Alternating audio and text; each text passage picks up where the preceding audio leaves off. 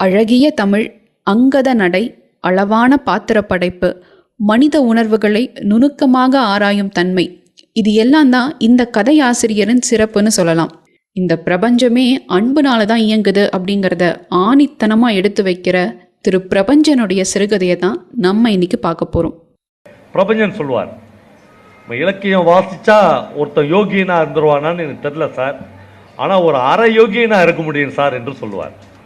ஆமாம், ஒரு 500 ரூபாய் காசு கொடு அப்படின்னு ஒரு தாலுகா ஆஃபீஸில் ஒருத்தர் கேட்கும்போது, இலக்கியம் படித்த ஒரு கிளர்க் இருந்தால் 100 ரூபாய் கொடு போதும் என்று கேட்பான் என்று பிரபஞ்சன் சொல்கிறார்.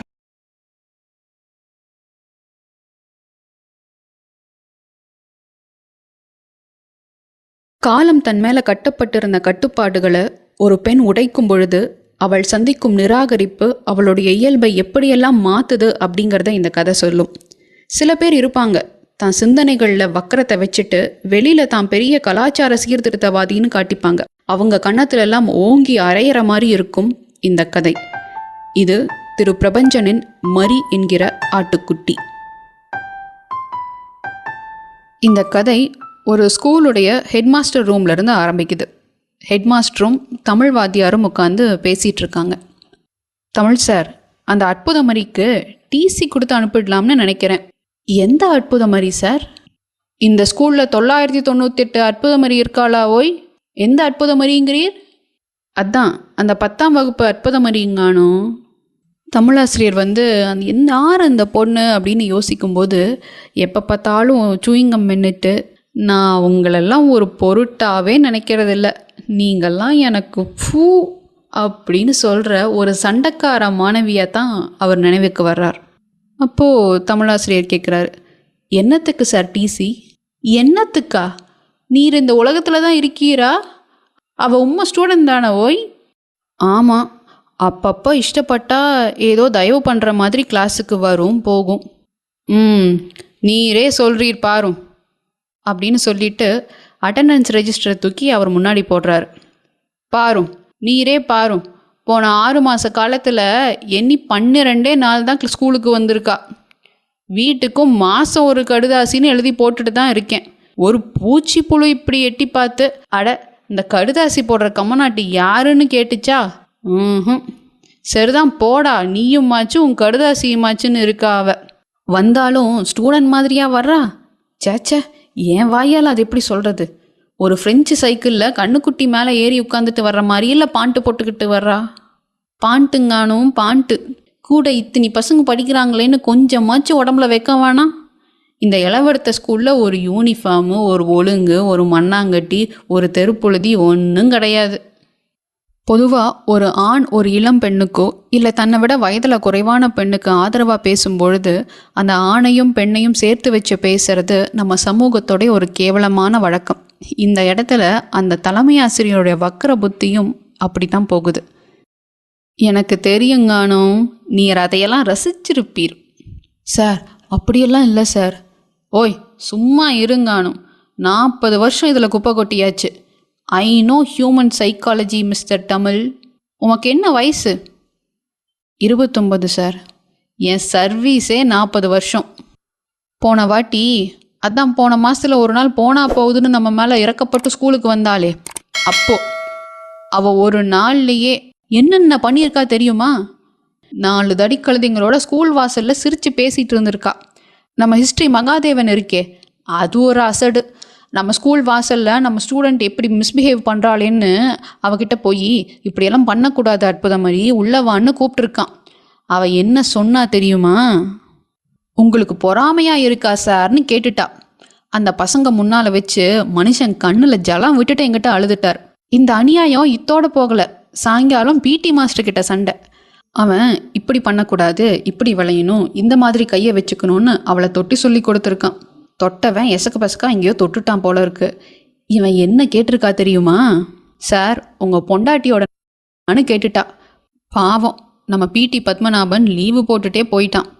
முடியாதுப்பா, என்னால் முடியாது, நானும் 4 பெத்தவன், இதுகளெல்லாம் வச்சுட்டு ரத்த கொதிப்பை வாங்கிட்டு அல்லாட என்னால் முடியாது.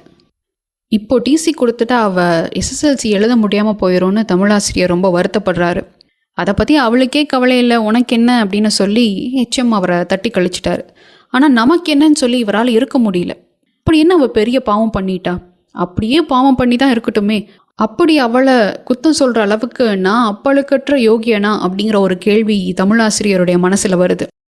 இந்த கேள்வியை ஆசிரியருக்கு மட்டும் இல்லாமல் நமக்குமான கேள்வியாக பிரபஞ்சனையா வைக்கிறாரு. ஒரு தவறு நடக்கும் பொழுது நம்ம ரொம்ப சுலபமாக அடுத்தவங்களை குத்தம் சொல்லிடுறோம்.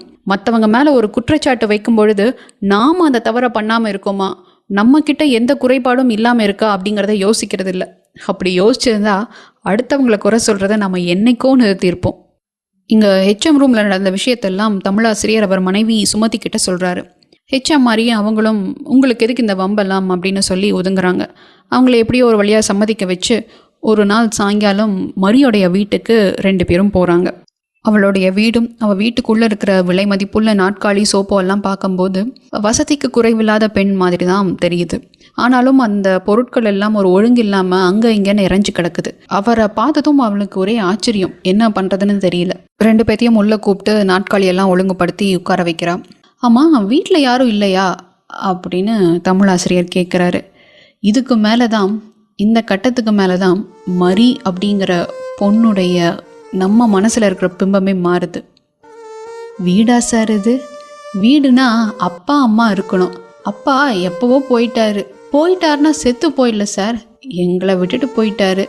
அம்மா என்னை சுத்தமாக விட்டுடல, அப்பப்போ நாங்கள் சந்திச்சுக்குவோம். அதனால தான் இது வீடான்னு கேட்டேன்.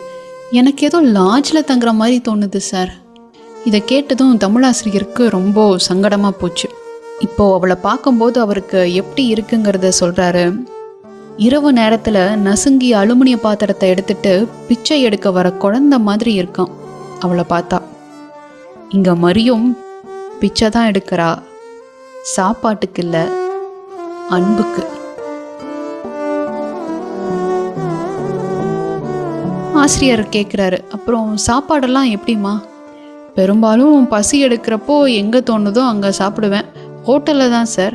அம்மா வீட்டில் இருந்தால் ஏதாவது செய்வாங்க. அம்மா சமையலை விட ஹோட்டலே தேவையில்ல. நல்லா இருக்காதுன்னு சொல்லலை, அம்மானு நினச்சி சாப்பிட முடியல, பொண்ணுன்னு நினச்சி அவங்களும் பண்ணலை. தமிழாசிரியருடைய மனைவி கேட்குறாங்க, அவங்க அம்மா தானே, ஏன் அவங்க வீட்டில் இல்லை அப்படின்னு. அவங்க என் அம்மா தான், ஆனால் இப்போ வேற ஒருத்தரோட இருக்காங்க. அவருக்கு என்ன பிடிக்காது, எனக்கும் அவரை பிடிக்காது. சரி, அவங்க வாழ்க்கையாவது அவங்க சந்தோஷமாக வாழட்டுமே, என் வாழ்க்கையை நான் வாழ்ந்துக்கலான்ட்டு வாழ்ந்து தீக்கிறேன் அப்படின்னா. அந்த இடத்துல ஒரு இறுக்கமான மௌனம் நிலவுது. எல்லோரும் வசைப்பாடக்கூடிய இந்த மரி அப்படிங்கிற இந்த சின்ன பொண்ணுடைய மனப்பக்குவம் தனக்கு எல்லாம் தெரியும் அப்படின்னு நினச்சிட்டு இருக்கிற பெரியவங்க கிட்ட கூட கிடையாது. ஸ்கூலுக்கு வந்தால் ஒரு மாறுதலாக இருக்கும்ல அப்படின்னு ஆசிரியர் கேட்குறாரு. நான் யாருக்காக சார் படிக்கணும்? உனக்காக அப்படின்னு சொல்லி அவளுடைய முகமே மாறிடுது. சரி, இதுக்கு மேலே பேசக்கூடாது அப்படின்னு உணர்ந்துட்டு, பீச்சுக்கு போகலாம் வரையா அப்படின்னு கேட்குறாரு. அவள் முகத்தில் அப்படி ஒரு சந்தோஷம். 3 பேரும் நடந்தே கடற்கரைக்கு போகிறாங்க. ரொம்ப சந்தோஷமாக இருக்கா மரி. அங்கே பட்டாணி சுண்டல் வாங்கி சாப்பிட்றா, ஆசிரியர்கிட்ட உரிமையாக கேட்டு கார வடை வாங்கி சாப்பிட்றா. மத்தியானம் சாப்பிடல சார், சோம்பேறித்தனமாக இருந்துச்சு, அப்படியே தூங்கிட்டேன் அப்படிங்கிறா. இதை கேட்டதும் சுமதிக்கு ரொம்ப கஷ்டமாக போயிடுறது. ராத்திரி நீ எங்கள் கூட தான் சாப்பிட்ற. வீட்டுக்கு திரும்ப போகும்போது ரொம்ப சந்தோஷமாக சுமதி கூட கை கோத்துக்கிட்டே அந்த மரி நடந்து போகிறா. ராத்திரி சாம்பாரும் கத்திரிக்காயும் மத்தியானம் வறுத்து வச்ச நெத்திலி கருவாடும் சேர்ந்து மரிக்கு பரிமாறப்படுது. தூள்கா தூள், இந்த சாம்பாரும் நெத்திலி கருவாடும் பயங்கரமான காம்பினேஷன்கா அப்படிங்கிறா மரி. இப்பெல்லாம் காலையிலையும் மாலையிலையும் தமிழாசிரியர் வீட்டுக்கு தவறாமல் போயிடுறா மரி. காலையில் இட்லி அவங்க வீட்டில் தான், சாயங்கால நேரமெல்லாம் அவள் வாழ்க்கை தமிழாசிரியர் வீட்டிலையே கழியுது. ஒரு நாள் மரி கேட்டா, சார் நான் இங்கே வந்து போகிறது உங்களுக்கு சிரமம் இல்லையே சார்? சத்தியமாக கிடையாது. ஏன் சார்? கெட்டு போனவன்னு எல்லாரும் சொல்கிற என்ன எதுக்கு உங்கள் வீட்டில் சேர்த்து சோறும் போடுறீங்க? அட பைத்தியமே, உலகத்தில் யாரு தான் கெட்டு போனவங்க? மனசுக்குள்ள நீ கெட்டு போனவன்னு நினச்சிட்டு இருக்கியாக்கும். அதை விட்டுடு. நீயும் கெட்டவள் இல்லை, உங்கள் அம்மா அப்பாவும் கெட்டவங்க இல்லை. அதுக்கு மரி சொல்கிறா, எங்கள் அம்மாவை பழி தீக்கணும் தான் சார் நான் இப்படியெல்லாம் நடந்துக்கிறேன். இது ஆசிரியருக்கும் தெரியும்.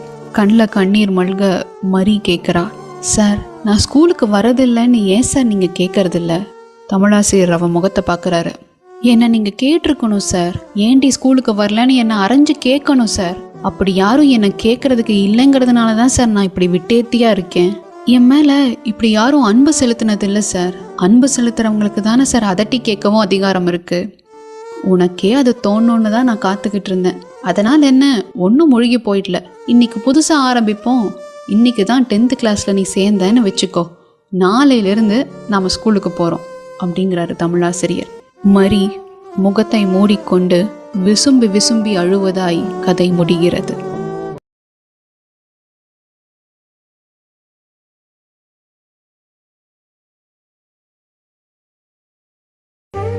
என்ன ஒரு சௌகரியமான வாழ்க்கை கிடைச்சிருந்தா, ஒரு 2 வேளை உணவு உத்தரவாதமாக இந்த சமூகம் எனக்கு அளித்திருந்தால் இன்னும் சிறப்பான பல கதைகளை நான் எழுதியிருப்பேன்.